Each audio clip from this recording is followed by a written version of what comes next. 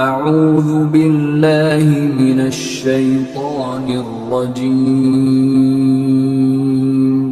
بسم اللہ الرحمن الرحیم۔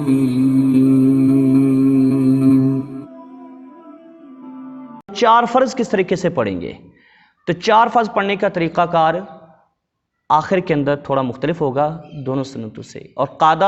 اس کا پہلا جو قاعدہ ہے وہ قاعدہ اسی طریقے سے ہوگا جس طرح سنت مؤکدہ کا ہوتا ہے کہ تشہد پڑھ کے نا کھڑے ہو جائیں گے فوراً،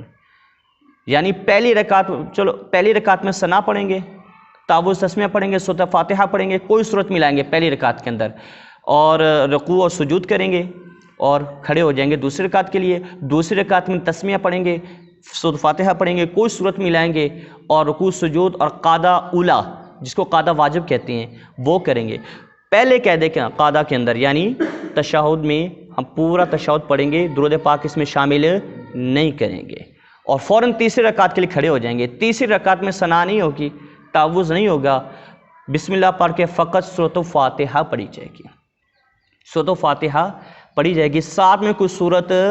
نہیں ملائی جائے گی، فقط فاتحہ پڑھ کے رکوع کر دیں گے، اور چوتھی رکعت میں بھی صرف کیا ہوگی جی؟ فاتحہ پڑھی جائے گی تسمیہ کے ساتھ، اور باقی اسی طریقے سے